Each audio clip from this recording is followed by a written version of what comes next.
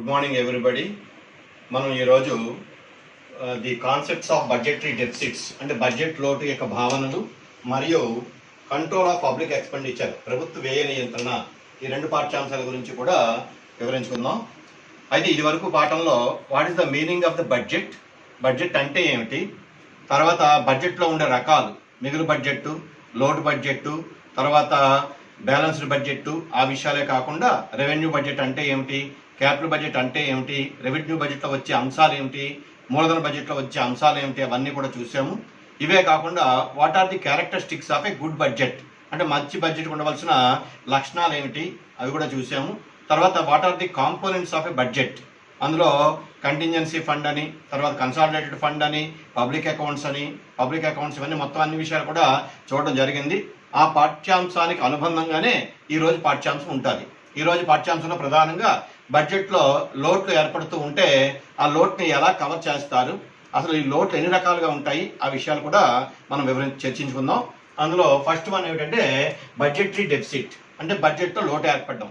సాధారణంగా లోటు అనేది ఎప్పుడు ఏర్పడుతుంది అంటే ప్రభుత్వానికి వచ్చే రాబడి తక్కువగా ఉండి ప్రభుత్వం వ్యయం ఎక్కువగా చేయాల్సి వస్తే లోటు ఏర్పడుతూ ఉంటుంది. అది బడ్జెటరీ డెఫిసిట్ అంటారు. మరి బడ్జెట్లో ఉండే ప్రధాన అంశాలు రెండు ఉన్నాయి, ఒకటి రెవెన్యూ బడ్జెట్, రెండు క్యాపిటల్ బడ్జెట్. రెవెన్యూ బడ్జెట్లో మళ్ళీ రెవెన్యూ రిసీప్ట్స్, రెవెన్యూ ఎక్స్పెండిచర్ ఉంటాయి. అలాగే క్యాపిటల్ బడ్జెట్లో కూడా క్యాపిటల్ రిసీప్ట్స్, క్యాపిటల్ ఎక్స్పెండిచర్ ఉంటాయి. అయితే ఇక్కడ ఏమవుతుందంటే ప్రభుత్వం యొక్క మొత్తం ఆదాయానికి, ప్రభుత్వం యొక్క మొత్తం వ్యయానికి మధ్య ఉండే తేడాయే మనకి బడ్జెటరీ డెఫిసిట్ అంటాం. అదే విషయాన్ని ఇక్కడ చూద్దాం. సో బడ్జెటరీ డెఫిసిట్ ఏమిటంటే the short fall between the receipts and total expenditure. The short fall between the receipts అంటే ప్రభుత్వానికి వచ్చే రాబడులు అండ్ టోటల్ ఎక్స్పెండిచర్. ఇక టోటల్ ఎక్స్పెండిచర్ అంటే రెండు వస్తాయి ఇక్కడ, ఏంటి బోత్ రెవెన్యూ అండ్ క్యాపిటల్. అంటే రిసీప్ట్స్ రెండు వస్తాయి and the same time expenditure కూడా రెండు వస్తాయి. అంటే revenue receipts in the same way capital receipts. అదేవిధంగా రెవెన్యూ ఎక్స్పెండిచర్, క్యాపిటల్ ఎక్స్పెండిచర్ మొత్తం అన్ని తీసుకోవాలి. Is called budgetary deficit. అంటే మొత్తం ఆదాయం కంటే మొత్తం ఏమి ఎక్కువగా ఉన్నచో దాన్ని బడ్జెట్ లోటు అంటారు. అంటే ప్రభుత్వం చేసే ఖర్చు ఎక్కువగా ఉండి ప్రభుత్వానికి వచ్చే రాబడి లేదా ఆదాయం తక్కువగా ఉంటే దాన్ని బడ్జెట్ లోటు అంటాం. దాన్నే మనం ఇక్కడ చూద్దాం. ఈ ఆదాయం అన్నది ఏ రూపాల్లో ఉంటుంది అంటే revenue receipts and capital receipts. Revenue receipts లో మనం ఇదివరకే చూసాము. రెవెన్యూ రిసీప్ట్ లో రెండు భాగాలు ఉంటాయి. అవి ఏమిటంటే tax revenue and non tax revenue. Tax రెవెన్యూలో ప్రధానంగా ప్రత్యక్ష పరోక్ష పనులు ఇవన్నీ ఉంటాయి. నాన్ ట్యాక్స్ రెవెన్యూలో మనకి ప్రభుత్వం సేకరించే రుణాలు కానీ, వాణిజ్య ఆదాయాలు కానీ, ఇలాంటివన్నీ కూడా అందులో ఉంటాయి. తర్వాత క్యాపిటల్ రిసీప్ట్స్ అంటే మూలధన రాబడుల్లో ఏమొస్తాయి, ప్రభుత్వము దేశంలో ప్రజల దగ్గర నుంచి కానీ, వాణిజ్య సంస్థల నుంచి కానీ, లేదా వాణిజ్య బ్యాంకుల నుంచి కానీ, లేదా రిజర్వ్ బ్యాంకు నుంచి కానీ సేకరించే రుణాలన్నీ కూడా మనం ఏమో క్యాపిటల్ రిసీప్ట్స్ కింద చెప్పుకుంటూ ఉంటాం. ఇన్ ద సేమ్ వే వ్యయంలో ఏ భాగాలు ఉంటాయో చూద్దాం. Revenue expenditure and capital expenditure. Revenue expenditure లో మనం ఇదివరకే చూసాము. ఏమిటంటే ప్రభుత్వ కార్యాలయాల నిర్వహణ, ప్రభుత్వోద్యోగుల యొక్క జీతభత్యాలు, ఇవన్నీ కూడా మనం రెవెన్యూ ఎక్స్పెండిచర్లు చెప్పుకుంటూ ఉంటాం.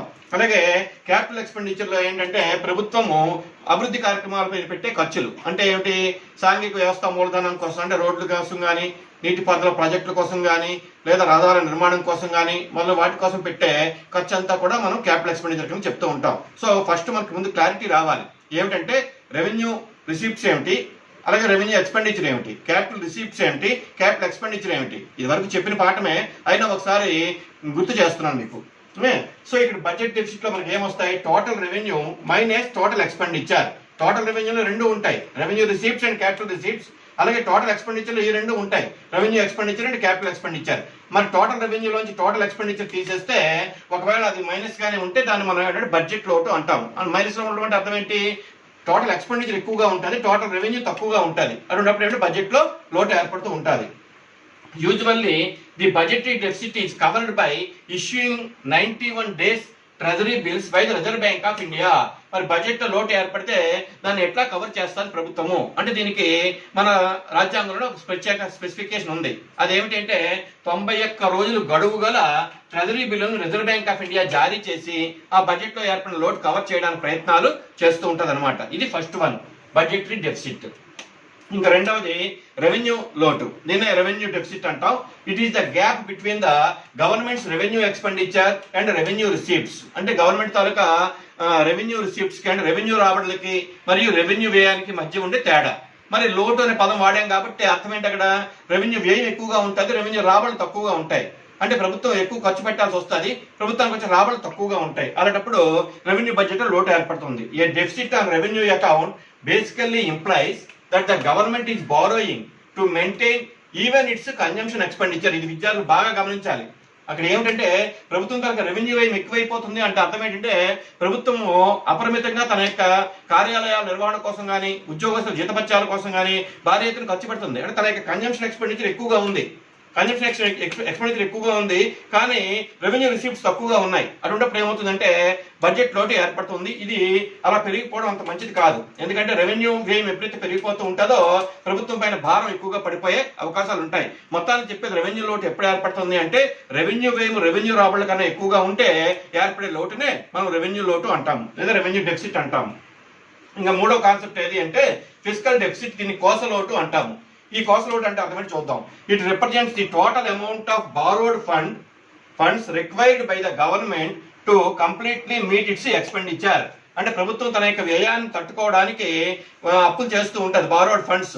అది ఇంటర్నల్ గా కానీ ఇంటర్నేషనల్ గా కానీ దానికి సంబంధించి ఆ లోటు ఎలా కవర్ చేస్తుందో మన ఫిస్కల్ డెఫిసిట్ వివరిస్తుంది అనమాట. It represents the total amount of borrowed funds required by the government to completely meets its expenditure.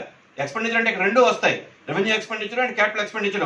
ఆ రెండింటిని మీట్ అవ్వడానికి గవర్నమెంట్ ఎలాగ బారోడ్ ఫండ్స్ చెప్తుందో తెచ్చుకుంటుందో దాని గురించి వివరించే లోటునే మనం ఏమంటామంటే కోస లోటు, ఫిస్కల్ డెఫిసిట్ అంటాం మనం.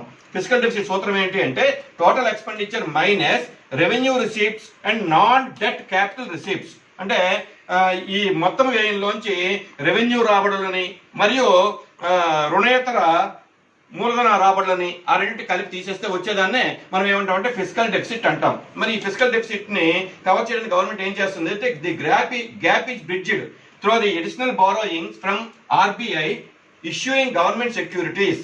అంటే ఈ ఎప్పుడైతే ఫిస్కల్ డెఫిసిట్ ఏర్పడిందో రిజర్వ్ బ్యాంక్ ఆఫ్ ఇండియా ఏం చేస్తుందంటే ప్రత్యేకంగా సెక్యూరిటీ జారీ చేస్తుంది.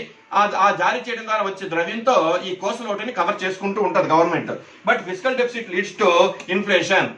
ఎప్పుడైతే గవర్నమెంట్ అదనంగా అంటే రిజర్వ్ బ్యాంక్ ఆఫ్ ఇండియా అదనంగా సెక్యూరిటీ జారీ చేసి ద్రవ్యాన్ని చలామణిలో తీసుకొస్తూ ఉంటుందో అప్పుడు ఏమవుతుంది అంటే దానివల్ల దేశంలో ధరల స్థాయి పెరిగి ద్రవ్యోల్బణం ఏర్పడే అవకాశాలు ఉంటాయి. ఈ విధంగా మనం ఈ మూడు రకాలు చూసాం మనం. ఒకటి బడ్జెటరీ డెఫిసిట్, రెండోదేమో రెవెన్యూ డెఫిసిట్, మూడోదేమో ఫిస్కల్ డెఫిసిట్, దట్ ఈస్ కోస లోటు. ఒకటి బడ్జెట్ లోటు, రెండోదేమో రెవెన్యూ లోటు, మూడోదేమో కోస లోటు. ఇంకా నాలుగోది ఏంటంటే ప్రైమరీ డెఫిసిట్, దాన్ని ప్రాథమిక లోటు అంటాం. Deficit is the fiscal deficit minus interest payments. అంటే ఫిస్కల్ డెఫిసిట్ లోంచి వడ్డీ చెల్లింపు తీసేస్తే వచ్చేదాన్ని మనం ప్రాథమిక లోటు అంటాం. Primary deficit is equal fiscal deficit minus interest payments, అంటే వడ్డీ చెల్లింపులు. మరి వడ్డీ చెల్లింపులు ఏమిటి? ప్రభుత్వం అది వరకు చేసిన రుణాలు ఉంటాయి ప్రజల దగ్గర నుంచి కానీ అంతర్జాతీయ సంస్థల నుంచి కానీ, ఆ వడ్డీ చెల్లింపులు మనం ఫిస్కల్ డెఫిసిట్ లో తీసేస్తే వచ్చేదాన్ని ఏమంటాం ప్రాథమిక లోటు అంటాం. It shows how much of the government borrowings are going towards meeting the other than the interest payments. అంటే ఇక్కడ ఏమవుతుందంటే ఇంట్రెస్ట్ పేమెంట్స్ ఇందులో తీసేస్తాం కాబట్టి గవర్నమెంట్ బారోయింగ్స్ ఇంక దేనికోసం ఖర్చు పెడతారు అనే విషయాన్ని మనకి ప్రైమరీ డెఫిసిట్ చెప్తూ ఉంటుంది అనమాట. ఈ విధంగా there are four types of deficits. One is budgetary deficit, second one is revenue deficit, and third one is fiscal deficit, and fourth one is primary deficits. అయితే మొత్తం ఈ అన్ని డెఫిసిట్ల గురించి మనం ఎందుకు మాట్లాడుకోవాలి అంటే ప్రభుత్వము లోటు బడ్జెట్ ప్రతిపాదించిన తర్వాత ఆ బడ్జెట్ లో ఏర్పడిన లోటు కవర్ చేయడానికి ఏమేమి చేస్తుంది. ఒకటి ఇందాక మనం చూసాం 91 డేస్ ట్రెజరీ బిల్స్ జారీ చేస్తూ ఉంటుంది. ఒక్కోసారి రిజర్వ్ బ్యాంక్ ఆఫ్ ఇండియా ఏం చేస్తూ ఉంటుందంటే సెక్యూరిటీ రిలీజ్ చేస్తూ ఉంటుంది. సెక్యూరిటీ లాంటి రుణపత్ర ఆస్తి పత్రాలను విలువైన పత్రాలు రిలీజ్ చేసి ఆ విధంగా లోటు కవర్ చేయడానికి ప్రయత్నాలు చేస్తూ ఉంటారు. అయితే ఈ విధంగా లోటు పెరగడం అనేది కొంచెం ఆలోచించవలసిన విషయమే. ఎందుకంటే రెవెన్యూ లోటు పెరగడం మరీ దారుణంగా ఉంటుంది. రెవెన్యూ లోటు పెరగడం వల్ల ఏమవుతుందంటే ప్రభుత్వము అభివృద్ధి కార్యక్రమాలపైన పెట్టే ఖర్చు బాగా తగ్గిపోయే అవకాశాలు ఉంటాయి. అదే కాకుండా క్యాపిటల్ ఎక్స్పెండిచర్, క్యాపిటల్ రెవెన్యూస్ గురించి మనం ఆలోచించే అది పర్వాలేదు, కానీ రెవెన్యూ ఎక్స్పెండిచర్ ఎక్కువైపోయి రెవెన్యూ లోటు కానీ లేదా రెవెన్యూ రిసిప్ట్స్ కానీ తక్కువైపోతే ఏర్పడే రెవెన్యూ లోటు అనేది కొంచెం ఆందోళనకరమైన విషయమే. అయితే మొత్తానికి ఏదైనా సరే అభివృద్ధి చెందుతున్న దేశాల్లో బడ్జెట్ లో లోటు ఏర్పడడం అనేది సహజమే. ఆ లోటు కవర్ చేయడానికి గవర్నమెంట్ చాలా జాగ్రత్తగా ఆచితూచి ఆలోచించి నిర్ణయాలు తీసుకోవాలి. అంటే ఏమిటంటే ట్రెజరీ బిల్స్ రిలీజ్ చేసినప్పుడు కానీ, లేదా అదనంగా సెక్యూరిటీలు జారీ చేసినప్పుడు కానీ, లేదా లోటు ద్రవ్య విధానం ద్వారా అదనంగా కరెన్సీని ముద్రించాల్సి వచ్చినప్పుడు కానీ ప్రభుత్వం చాలా జాగ్రత్తగా వాటి తాలూకా ప్రోస్ అండ్ కాన్స్ అంటే అడ్వాంటేజ్ డిసడ్వాంటేజ్ ఎలా ఉంటాయి భవిష్యత్తులో అనే విషయాన్ని కూడా జాగ్రత్తగా ధృవీకరించుకునే నిర్ణయాలు తీసుకోవాలి. లేకపోతే ఏమవుతుందంటే దేశంలో ఆర్థిక అస్థిర పరిస్థితులు ఏర్పడే ప్రమాదం ఉంటుంది. అంటే అది ఆర్థిక అస్థిర పరిస్థితులు ఎలాగ వస్తాయంటే sometimes it may lead to inflation or sometimes it may lead to deflation లేదా డిఫ్లేషన్, అంటే ప్రతి ద్రవ్యోల్బణం రావచ్చు లేదా ఆర్థిక మాంద్యం రావచ్చు. దీనివల్ల ఏమవుతుందంటే ఎకనామిక్ స్టెబిలిటీ దెబ్బతినే ప్రమాదం ఉంటుంది. సాధారణంగా మనం రెండు ఆలోచించుకోవాలి. ఏమిటంటే గ్రోత్ అండ్ స్టెబిలిటీ రెండు ఉండాలి. అంటే దేశం మనం అభివృద్ధి చెందుతున్నాం అంటే అర్థం ఏంటి? ఒకవైపు ఆర్థిక అభివృద్ధి రావాలి, స్థిరత్వంతో కూడిన అభివృద్ధి రావాలి, గ్రోత్ విత్ స్టెబిలిటీ రావాలి. మరి గ్రోత్ విత్ స్టెబిలిటీ రావాలి అంటే ఈ లోటు అనేది సాధ్యమైనంత వరకు కూడా తగ్గించుకోవాల్సిన అవసరం ఉంటుంది. ఆ బడ్జెటరీ డెఫిసిట్ కానీ బాగా తగ్గితే బాగుంటుంది. కాకపోతే ఏమిటంటే అభివృద్ధి చెందుతున్న దేశాల్లో ప్రభుత్వాలు రెవెన్యూ వ్యయం పెరిగిపోతూ ఉన్నది, అదేవిధంగా మూలధన వ్యయం కూడా పెరిగిపోతూ ఉన్నది. కాబట్టి లోట్లు పెద్దగా తగ్గడం లేదు. ఆ తగ్గడానికి ప్రభుత్వాలు ఎప్పుడు కూడా మార్గాలు అన్వేషించుకుంటూ ఉండాలన్నమాట. ఇంకా second part of this today's lesson is control of public expenditure. మనం అనుకుంటాం, మనకి ఇంతకుముందు చెప్పాను నేను, ప్రజాస్వామ్యంలో 3 శాఖలు ఉంటాయని, శాసనశాఖ, కార్యనిర్వాహక శాఖ, న్యాయశాఖ అని. మన శాసనశాఖలో మనకి ప్రధానంగా మంత్రి మండలి వీళ్ళందరూ కూడా బడ్జెట్ ప్రవేశపెట్టడం జరుగుతుంది, ఫైనాన్స్ మినిస్టర్. కానీ వాళ్ళపైన అజమాయిషీ ఉంది. ఎవరికి ఉన్నది అజమాయిషీ అంటే పార్లమెంట్కి అజమాయిషీ ఉంది. పార్లమెంట్ అంటే శాసనశాఖ ఒక విధంగా ఈ కార్యనిర్వాహక శాఖ ప్రవేశపెట్టే బడ్జెట్ల పైన ఎప్పుడు కూడా పర్యవేక్షణ చేస్తూ ఉంటుంది. దానికోసం వేరే రకరకాల కమిటీలు ఉన్నాయి. కంట్రోల్ అండ్ ఆడిటర్ జనరల్ ఒకడు ఉన్నాడు, తర్వాత పబ్లిక్ అకౌంట్స్ కమిటీ ఉన్నది, అలాగే అంచనాల సంఘం ఎస్టిమేట్స్ కమిటీ ఉన్నది. ఇలాగ రకరకాల కమిటీల ద్వారా పార్లమెంట్ ఎప్పుడూ కూడా కార్యనిర్వాహక శాఖ తాలూకా కార్యకలాపాలని అధిపాలనలో ఉంచడానికి ప్రయత్నాలు చేస్తూ ఉంటుంది. ముఖ్యంగా కంట్రోలర్ అండ్ ఆడిటర్ జనరల్ ఆయన ఎప్పుడు కూడా అంటే ఆ డిపార్ట్మెంట్ ఏం చేస్తూ ఉంటుంది అంటే ప్రభుత్వం ఎటువంటి ఆర్థిక కార్యకలాపాలు నిర్వహిస్తున్నది, బడ్జెట్ లో ప్రతిపాదించినట్లుగా కరెక్ట్ గా ఖర్చు పెట్టిందా, ఏమైనా దుబారా వ్యయం చేసిందా, ఒకవేళ చేస్తే ఆ ప్రభుత్వం, అది కేంద్ర ప్రభుత్వం కావచ్చు, రాష్ట్ర ప్రభుత్వం కావచ్చు, వాటిపైన ఎటువంటి చర్యలు తీసుకోవాలి అని ఈ కంట్రోలర్ అండ్ ఆడిటర్ జనరల్ ఎప్పటికప్పుడు పరిశీలిస్తూ ఉంటాడు అనమాట. కాబట్టి ఈ కమిటీల గురించి కూడా తెలుసుకోవాల్సిన అవసరం ఉంది. సో ఇవాళ కంట్రోల్ ఆఫ్ పబ్లిక్ ఎక్స్పెండిచర్, ప్రభుత్వ వ్యయ నియంత్రణ ఎలా జరుగుతుందో చూద్దాం. In democratic countries, the ultimate control over public expenditure is exercised by the parliament. The ultimate control on over public expenditure is exercised by the parliament. అంటే అంతిమంగా ప్రభుత్వం చేసే ఆర్థిక కార్యకలాపాలపై నియంత్రణ ఎవరికి ఉంటుంది అంటే పార్లమెంట్కే ఉంటుంది. ముఖ్యంగా ప్రజలు అనుకునే దిగువ సభ, లోక్సభకి చాలా ఎక్కువ ప్రాధాన్యత ఉంటుంది. అందులో అనేక విషయాలు ప్రస్తావించబడుతూ ఉంటాయి అన్నమాట. ఇప్పుడు వాటి గురించి చూద్దాం. ఫస్ట్ వన్ ఏంటంటే the controller and auditor general of India, that is CAG. ఈ కాగ్ గురించి మనం ఎప్పుడు కూడా పేపర్లో కూడా చూస్తూ ఉంటాం. ఇది ఎవ్రీ ఇయర్ కూడా అన్ని కేంద్ర ప్రభుత్వం తాలూకా లెక్కల్ని, రాష్ట్ర ప్రభుత్వాల యొక్క లెక్కల్ని అన్ని కూడా ఆడిట్ చేస్తూ ఉంటుంది. ఎక్కడైనా ఏమైనా పొరపాటు జరిగితే అక్షంతలు కూడా వేస్తూ ఉంటుంది. అవి ఆ రాష్ట్ర ప్రభుత్వాలు కానీ కేంద్ర ప్రభుత్వం కానీ సరిదిద్దుకోకపోతే అది విపరీత పరిణామాలకు దారితీసే ప్రమాదం కూడా ఉంటుంది. అంచేత ఇది most important, controller and auditor general of India, CAG. The CAG is appointed by the President of India under Article 148 of the Constitution. You should keep in mind. విద్యార్థులందరూ కూడా విషయాన్ని బాగా గమనించండి. ఏమిటంటే ఈ కంట్రోల్ అండ్ ఆడిటర్ జనరల్ ని appoint చేసేది రాష్ట్రపతి. ఏ నిబంధన ప్రకారంగా అంటే రాజ్యాంగంలో 148వ నిబంధన ప్రకారంగా CAG అపాయింట్ చేయబడతాడు. He maintains the accounts of the government and conducts the audit of all public money disbursed from the consolidated fund of India. మనం నిన్న 3 ఫండ్స్ చూసాం. అదేమిటంటే సంఘటిత నిధి అని, ఆగంతుక నిధి అని, పబ్లిక్ అకౌంట్ అని రకరకాల నిధులు చూసాం మనం. అందులో సంఘటిత నిధిలో ₹1 తీసి ఖర్చు పెట్టాలి అని తప్పనిసరిగా పార్లమెంట్కి ఆమోదం పొందాలి. మరి సంఘటిత నిధిలో అంటే ఏ కార్యకలాపాలకి సంఘటిత ద్వారా ప్రభుత్వం ఖర్చు పెడుతున్నదో ఆ ఖర్చులన్నీ సరిగ్గా ఉన్నాయా లేదా, అంటే బడ్జెట్ లో ఏ విధంగా ప్రతిపాదించారో ఆ విధంగా ఖర్చు జరిగిందా, లేదా ఏమైనా దుబారా ఏం జరిగిందా అని చూస్తాడు అనమాట ఈ controller and auditor general. So he maintains the accounts of the government and conducts the audit of the public money disbursed from the consolidated fund of India. ముఖ్యంగా సంఘటిత నిధి ఎక్కువ భాగం సంఘటిత నిధిలోంచే ఖర్చు చేయబడుతూ ఉంటుంది. అది కరెక్ట్ గా జరుగుతున్నదా లేదా, ఏమైనా దుబారా జరుగుతున్నదని చూసే బాధ్యత ఎవరిది అంటే controller and auditor general. He is treated at par with the judge of the Supreme Court. మరి control and auditor general power ఏమిటి అంటే he is equivalent to the judge of the Supreme Court. ప్రభుత్వం అతన్ని ఒకసారి president of India appoint చేసిన తర్వాత cabinet కి ఇష్టం లేదని చెప్పి అతను తొలగించే అధికారం కూడా ప్రభుత్వానికి ఉండదు. ఎందుకంటే he was appointed by the President of India under Article 148 of the Constitution. ఈ నిబంధన ప్రకారం అపాయింట్ చేయబడతారు కాబట్టి అతను చాలా నిష్పాక్షపాతంగా అన్ని రాష్ట్ర ప్రభుత్వాల యొక్క లెక్కలని కేంద్ర ప్రభుత్వం తాలూకా గణాంకాలన్నీ కూడా క్షుణ్ణంగా అధ్యయనం చేసి అకౌంట్స్ మెయింటైన్ చేసి ఏమైనా తప్పులు దొరికితే నిర్మమాటంగా ఎత్తి చూపుతారనమాట. ఇవి మనం పేపర్లో కూడా చూస్తూ ఉంటాం.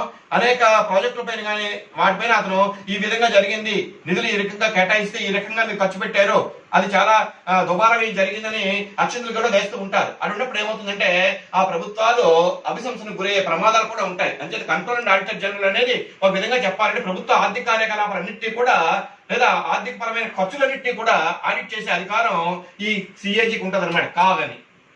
So second one is the estimates committee. దీన్ని అంచనాల సంఘము అంటాం. ఈ అంచనాల సంఘం ఏం చేస్తుందంటే కేంద్రంలో ఉండే వివిధ డిపార్ట్మెంట్స్ మినిస్ట్రీస్ ఉంటాయి. వాళ్ళు బడ్జెట్ ప్రపోజల్స్ పెట్టేటప్పుడు వాళ్ళు అంచనాలు రూపొందిస్తూ ఉంటారు. ఆ అంచనాలు రూపొందించడంలో ఎస్టిమేట్స్ కమిటీ సహాయం చేస్తూ ఉంటుంది. కానీ ఒక విషయం గుర్తుపెట్టుకున్న విద్యార్థులందరూ కూడా బడ్జెట్ ప్రిపరేషన్ లో ఎస్టిమేట్స్ కమిటీ ఏ రకంగా తలదూర్చడానికి అవకాశం లేదు. వాళ్ళ ఎస్టిమేట్స్ పరిశీలించడం, తర్వాత ఏమైనా మార్పులు చేర్పులు సూచించడమే చేయగలరు తప్పించి ఎస్టిమేట్స్ కమిటీ బడ్జెట్ విషయంలో ప్రత్యక్షంగా జోక్యం చేసుకోలేదు. ఎందుకంటే బడ్జెట్ పార్లమెంట్ లో ప్రవేశపెట్టే వరకు కూడా చాలా సీక్రెట్ గా ఉంచుతారు. అలా సీక్రెట్ గా ఉంచకపోతే దేశంలో అనూహ్య పరిస్థితులు ఏర్పడే ప్రమాదాలు ఉంటాయి. అందుకే ఒకటి మనం విద్యార్థులు చెప్తూ ఉంటాను ఎప్పుడు కూడా బడ్జెట్ ప్రిపరేషన్ ఒక ఇంచుమించు 15 రోజుల ముందు నుంచి కూడా ఎవరైతే బడ్జెట్ ప్రిపరేషన్ లో నిమగ్నమై ఉంటారో వాళ్ళందరూ అసలు బయటికి కూడా వెళ్ళనివ్వరు. ఆర్థిక శాఖ డిపార్ట్మెంట్ అలా ఉంచేస్తారు అనమాట. దాన్నే అది స్టార్ట్ చేసినప్పుడు హల్వా ప్రిపరేషన్ అంటారు. ఆర్థిక శాఖ మంత్రి సింపుల్ ఒక హల్వా ప్రిపరేషన్ లా చేస్తారు. అది చేశారు అంటే అర్థం ఏంటంటే అక్కడ నుంచి బడ్జెట్ ప్రిపరేషన్ తయారవుతూ ఉంటుంది అనమాట. అనేక శాఖల నుంచి వచ్చిన ప్రతిపాదనలు అన్నింటినీ కూడా క్రోడీకరించి ఫైనల్ గా బడ్జెట్ ప్రిపేర్ చేస్తూ ఉంటారు అనమాట. అటువంటిప్పుడు ఈ అంచనాల సంఘం అనేది అంత ముందే సూచనలు సలహాలు ఇస్తారు తప్పించి బడ్జెట్ ప్రిపరేషన్ లో మాత్రం ఎటువంటి జోక్యము కూడా చేసుకోదు. అయితే మరి ఈ అంచనాల సంఘాన్ని పార్లమెంటు ముఖ్యంగా లోక్సభలో స్పీకర్ అపాయింట్ చేస్తూ ఉంటాడు కాబట్టి ఇది కూడా చాలా ప్రాముఖ్యత గల సంఘమే. అదేంటో చూద్దాం. The members of the estimates committee are elected from among the members of the house for 1 year.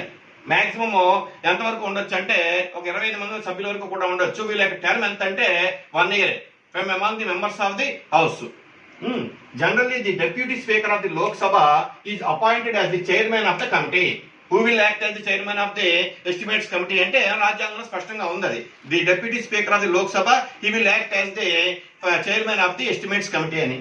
తర్వాత the estimates committee considers the estimates of the different ministries and departments and suggest the form in which these estimates should be presented. అంటే అనేక డిపార్ట్మెంట్లు కానీ ministries కానీ తయారు చేసే అంచనాలు అన్ని కూడా ఒకసారి అబ్జర్వ్ చేసి వాటిలో ఏమైనా మార్పులు చేర్పులు చేసి వాళ్ళకి సూచనలు సలహాలు ఇస్తూ ఉంటుంది అనమాట. ఎలాగ ప్రజెంట్ చేయాలనే విషయంలో ఇది అంచనాల సంఘము. ఇంకా మూడవది ఏమిటంటే పబ్లిక్ అకౌంట్స్ కమిటీ. ఈ public accounts committee the committee is formed among the members of the parliament and works under the control of the speaker of Lok Sabha. The public accounts committee కూడా speaker యొక్క అధ్యక్షతలోనే నడుస్తూ ఉంటుంది ఇది. The public accounts committee scrutinizes the audit reports. దీని యొక్క ప్రధాన ఉద్దేశం ఏంటంటే మనకి ఇందాక చెప్పుకున్నాం కంట్రోల్ అండ్ ఆడిటర్ జనరల్. ఒక విధంగా is auditor of the government of India. మొత్తం ప్రభుత్వానికి ఆడిటర్ లాంటి కంట్రోల్ అండ్ ఆడిటర్ జనరల్ ఈ సిబ్బంది అంతా కూడా వీళ్ళు ఇచ్చిన ఆడిట్ రిపోర్ట్స్ అన్ని కూడా ఈ పబ్లిక్ అకౌంట్స్ కమిటీ స్క్రూటినైజ్ చేసి ఆడిట్ రిపోర్ట్స్ స్క్రూటినైజ్ చేస్తూ ఉంటుంది అనమాట. అంచేత ఏంటంటే పబ్లిక్ అకౌంట్స్ కమిటీ తరగ డ్యూటీ ఏమిటి అంటే it audits the reports given by the CAG control and auditor general. ఈ విధంగా భారతదేశంలో పార్లమెంటు కార్యనిర్వాహక శాఖ పైన పూర్తి ఆధిపత్యం కలిగి ఉంటుంది.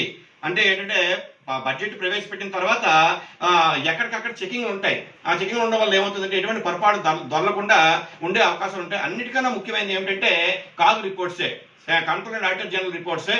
ఆ రిపోర్ట్స్ దేశవ్యాప్తంగా మొత్తం మా బడ్జెట్ ప్రవేశపెట్టిన తర్వాత 1 year తర్వాత మొత్తం ఈ రిపోర్ట్స్ తాలూకా సారాంశం అంతా కూడా పార్లమెంట్ లో చర్చిస్తూ ఉంటారు. కొన్ని సందర్భాల్లో అందులో ఏమాత్రం తేడాలున్నా ప్రభుత్వం అనేక విమర్శలు ఎదుర్కోవాల్సిన పరిస్థితి ఏర్పడుతూ ఉంటుంది. ఈ విధంగా మనం ఇంతవరకు ఈ 3 పాఠ్యాంశాలు చూసింది ఏమిటంటే బడ్జెట్ అంటే ఏమిటి, బడ్జెట్ లో ఉండే రకాలు ఏమిటి, what are the characteristics of a good budget, what are the components of a budget, what are the how many types of the budget deficits are there, అంటే బడ్జెట్ డెఫిసిట్ ఎన్ని రకాలుగా ఉన్నాయి, తర్వాత control of the public expenditure చేయడానికి ఎటువంటి committees ఉన్నాయి అనే విషయాలన్నీ కూడా చూసాం.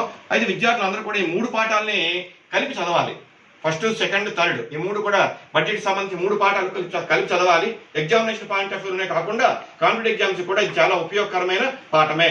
ఇంకా నెక్స్ట్ పాఠం ఏంటి అంటే ఫిస్కల్ పాలసీ, కోశ విధానము. కోశ విధానం అంటే ఏంటి, తర్వాత కోశ విధానం అభివృద్ధి చెందుతున్న దేశాల్లో ఎలా ఉంటుంది, అభివృద్ధి చెందిన దేశాల్లో ఎలా ఉంటుంది, అసలు కోశ విధానం తనకు ఆవశ్యకత ఏంటి, అవన్నీ కూడా రేపటి పాఠంలో విద్యార్థులకి వివరిస్తాము.